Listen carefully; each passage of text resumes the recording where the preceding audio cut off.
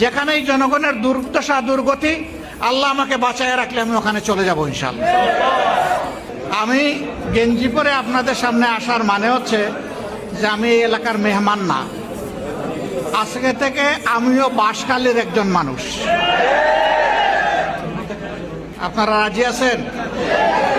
বাঁশখালীর নাগরিকত্ব দিবেন আমারে? আলহামদুলিল্লাহ, আপনাদেরকে ধন্যবাদ। আসলে এটা আমাদের দুঃখ। দেশ স্বাধীনের আজকে হয়ে গেছে 50 বছরের ঊর্ধ্বে, 55 বছর। একটু বৃষ্টি নামলে আমাদের ঘর বাড়িতে পানি ঢুকে পড়ে, রুজি রোজগার বন্ধ হয়ে যায়, মাছের ঘের পুকুর সব ভেসে যায়,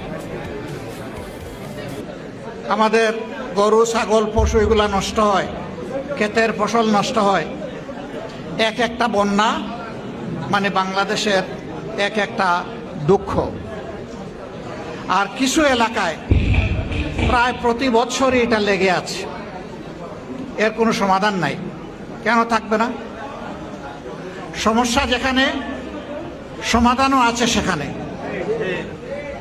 যদি সত্যিকার অর্থে দায়িত্বশীল দেশপ্রেমিক কোনো সরকার দেশ চালায়, তাহলে কোনো সমস্যাই দীর্ঘস্থায়ী হওয়ার কথা নয়।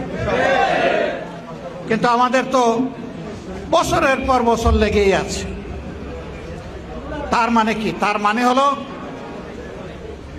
যারা দেশ পরিচালনায় গিয়েছিলেন তারা জনগণের কথা চিন্তা না করে নিজেদের কথা চিন্তা করেছেন। জনগণের সম্পদ চুরি করেছে ওরা, লুণ্ঠন করেছে ওরা, দেশের সম্পদ বিদেশে পাচার করেছে ওরা। এরা দেশের দুশ্মন, জাতির দুশ্মনেরা। এরা কারা?